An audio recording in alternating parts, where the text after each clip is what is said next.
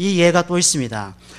시편 106편 30절에 이런 말씀이 있습니다. 때에 비느하스가 일어나 처벌하니 이에 재앙이 그쳤도다. 이 일을 저에게 의로 정하셨으니 대대로 영원하리로다. 비느하스가 일어나 처벌하니 이에 재앙이 그쳤다. 비느하스는 그 민수기에 있습니다. 집에 가셔서 한번 읽어보시면 되겠는데요. 민수기 25장에 나와 있습니다. 비느하스가 왜 일어나서 치니까 일을 하니까 재앙을 못 쳤냐면 제가 말씀드릴게요. 이스라엘 백성이 애굽에서 나왔습니다. 200여 명 데리고. 모세가 제도되어서 광야로 갑니다. 얼마 동안? 40년 동안.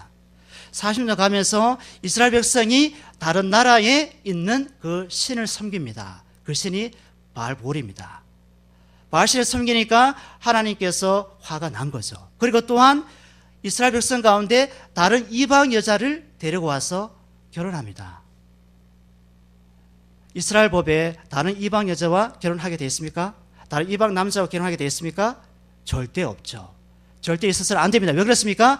하나님의 언약을 유지하기 위해서, 하나님의 순수한 혈통을 유지하기 위해서 다른 이방 나라와 사람과 혼잡하면 안 됩니다.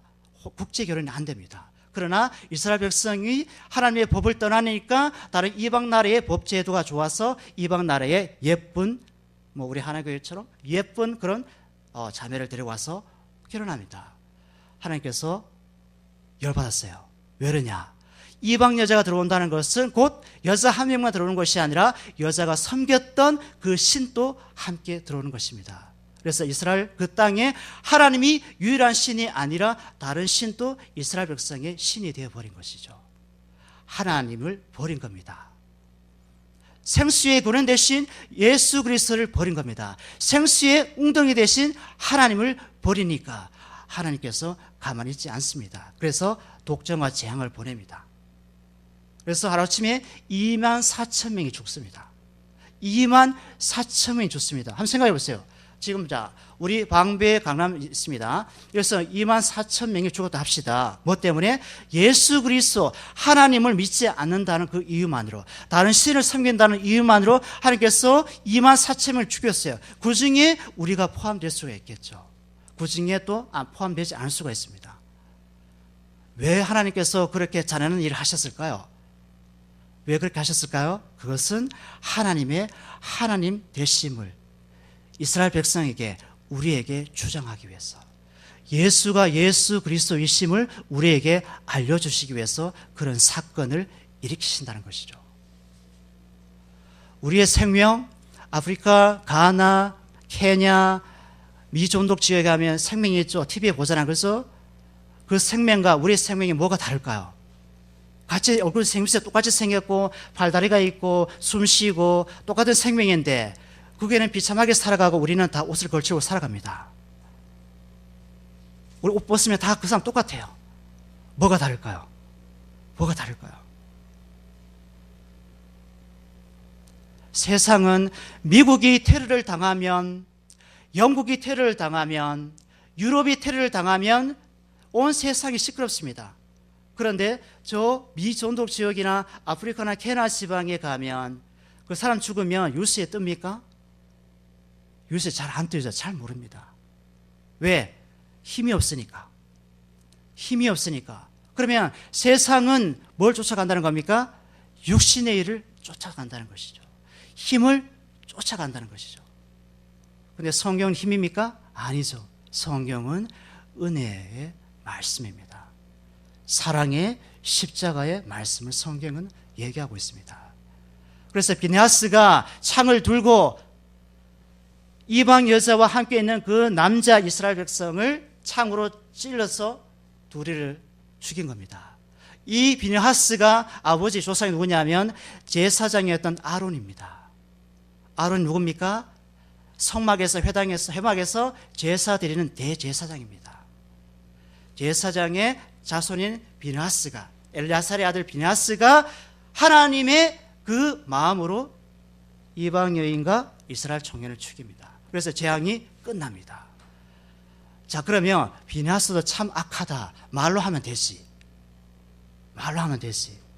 그런데 그렇지 않습니다. 비느하스의 자리가 바로 예수 그리스도께서 오셔서 해야 될 자리입니다.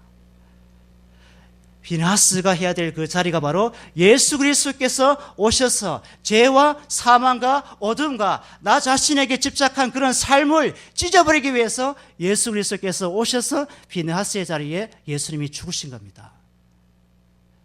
우리에게 집착하는 그 마음, 생수의 구원 대신 예수 그리스도를 버리고 내가 생수의 구원인 양 착각하며 살아가는 우리를 위해서 예수 그리스도께 오셔서 비느하스가 행한 그 자리에 예수는 죽어야만 하셨죠. 그래서 우리에게 내리는 사망과 저주와 그 죽음의 재앙을 또 끊어버리셨습니다. 누가요? 우리 주 예수 그리스도께서.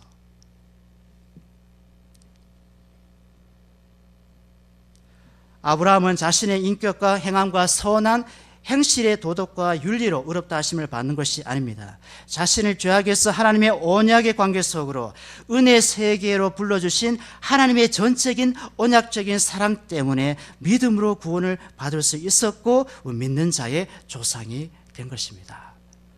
아브라함은 하나님과의 언약적인 관계 속에, 은혜의 관계 속에 있었기 때문에 믿음을 증거하는, 은혜의 복음을 증거하는 믿음의 조상으로 하나님께서 세우신 것이죠. 로마서 4장 4절에 일한 자에게 그 삭슬 은혜로 여기지 아니하고 빚으로 여기거니와, 일한 자에게 그 삭슬 은혜로 여기지 아니하고 빚으로 여기거니와. 우리 이 중에 회사 다니는 사람 있습니다. 직장인도 있습니다. 다 수고합니다. 일한 자는 자신의 노동의 대가를 받을 권리가 있습니다. 학생은 공부 열심히 해서 시험을 봐서 그 결과를 받을 권리가 있습니다. 공부를 많이 했기 때문에. 또한 돈을 빌려준 채권자는 돈을 빌려간 채무자에게 지불 기한이 되면 자신의 돈을 요구할 권리가 있습니다. 만일 일한 자나 채권자가 자신이 권리에 대한 보상받을 수 없다면 법적으로 소송에 들어갈 수 있습니다. 일한 자나 채권자는 자신의 행함만 챙길 수도 있습니다. 이 사람들에게, 채권자에게, 일한 사람에게 은혜가 있을까요? 자기가 일한 만큼 대가를 받는데 여기서 은혜가 있을까요? 아무 대가 없이 보상을 기대하지 않고 거기서 베푸는 은혜를 알까요? 그렇다면 예수 그리스도께서 우리에게 오셔서 예수님이 우리에게 요구하시는 것이 있겠죠. 내가 너를 위해서 죽어줬는데 너는 나를 위해서 뭐를 내줄래? 내가 십자가 앞에 내가 너를 위해서 피를 흘렸는데 너는 나를 위해서 뭐를 해줄래? 라고 요구할 수 있다는 거죠. 그럼 예수님이 채권자가 되고 우리는 채무자가 됩니다. 예수님께서 그렇게 하셨습니까? 예수께서 그렇게 하셨습니까? 그렇게 안 하셨어요. 뭘 요구하셨어요? 은혜를 요구했죠.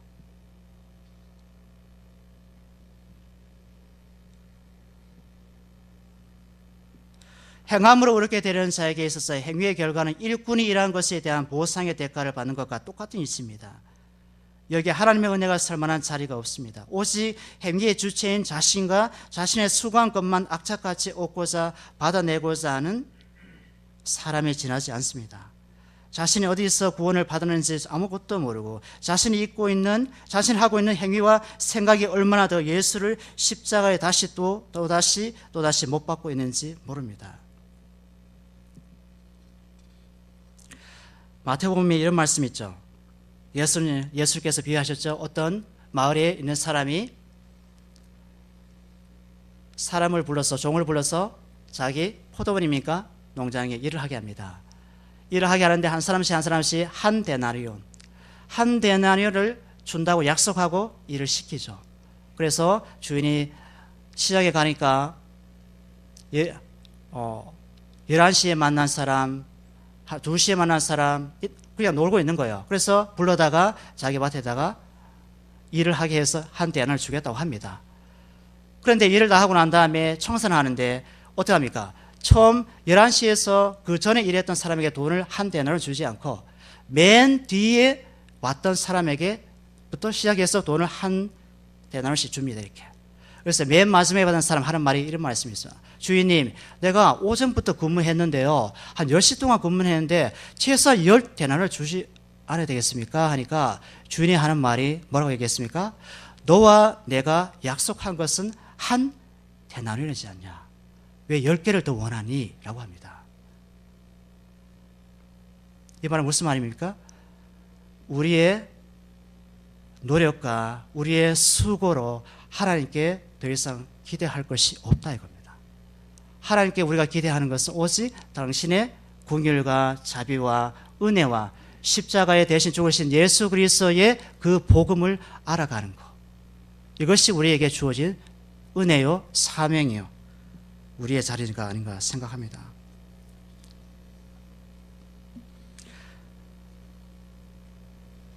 로마서 4장 5절 6절 읽겠습니다. 이를 아니할지라도 경건치 아니한 자를 의롭다 하시는 이를 믿는 자에게 그의 믿음을 의로 여기시나니 일한 것이 없이 하나님께 의로 여기심을 받는 사람의 행복에 대하여 다윗이 말한 바 7절에 그 불법을 사하심받고 그 죄를 가려움을 받는 자는 복이 있나니.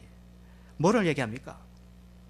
죄에서 건짐받고 불법에서 건짐받고 내 애착에서 건짐받고 이를 아니할지라도 나를 의롭다 하시는 그 하나님의 사랑을 가지고 살아가는 것. 에베소서 2장 8절에 이런 말씀이 있죠. 너희가 그 은혜를 인하여 믿음으로 말미암아 구원을 얻었나니 이것이 너희에게 난 것이 아니요 하나님의 선물이라. 행위에서 난 것이 아니니 이는 누구든지 자랑치 못하게 하려 함이라. 여러분이 받은 그 은혜, 여러분이 받은 그 믿음, 또 제가 받은 믿음, 우리의 행위가 아니고 이는 누구든지 자랑치 못하게 하시는 하나님의 선물이고 은혜란 것입니다.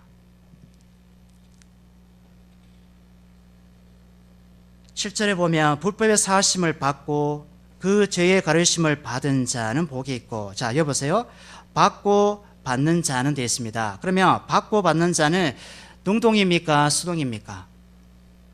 수동이겠죠, 그죠? 자 그러면 우리 은혜를 능동으로 받았어요, 수동으로 받았어요? 수동으로 받았죠. 그럼 주시는 분 누굽니까? 하나님이시죠. 불법의 사함을 받고 그 죄의 가르침을 받는 자의 구절을 보면 모두 수동적인 의미를 담고 있습니다.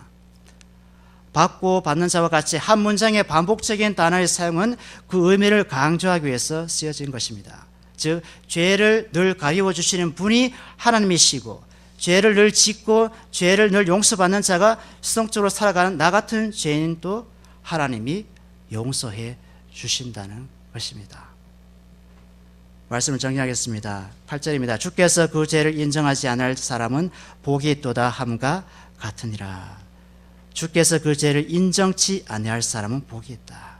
하나님께서 여러분 보실 때, 저를 보실 때 우리의 죄를 인정하지 않는다고 합니다. 왜 그렇습니까? 하나님의 하나밖에 없는 독생자 예수 그리스도의 십자가의 희생의 대가가 있기 때문이죠. 죄를 짓는 것도 은혜로 살아가는 것도 모두 내가 그것을 원해서 하는 행위가 아닌 내 안에 있는 죄의 세력이, 내 안에 있는 은혜의 힘이 나란 존재를 떠밀어서 그렇게 살아가고 있음을 성경은 말씀하고 있습니다. 우리는 죄와 은혜의 힘에 떠밀려 살아가는 인생이지 우리가 스스로 만들어가는 인생이 아닙니다.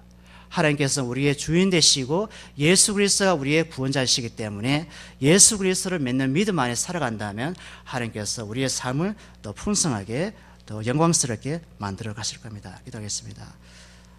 하나님 아버지 감사합니다. 예수님을 이 땅 가운데 보내셔서 예수 그리스도를 통해서 행하신 그 하나님의 위대한 역사, 그 일을 오늘 로마서 4장 말씀을 통해서 보았습니다. 일을 하지 않았는데도 경건하고 말씀하신 그 하나님, 죄를 지었음에도 하나님께서 죄를 인정하지 않겠다고 하신 그 하나님, 그 모든 원인은 바로 우리 구원자 되신 예수 그리스도께 있음을 알게 되었습니다. 예수 그리스도 안에서 우리가 즐거워하게 하시고 기쁘게 하게 하시고 또 우리 삶을 더 풍성하게 또 영광스럽게 만들어 갈 수 있도록 아버지께서 인도하여 주옵소서. 예수 그리스도 이름으로 기도합니다. 아멘.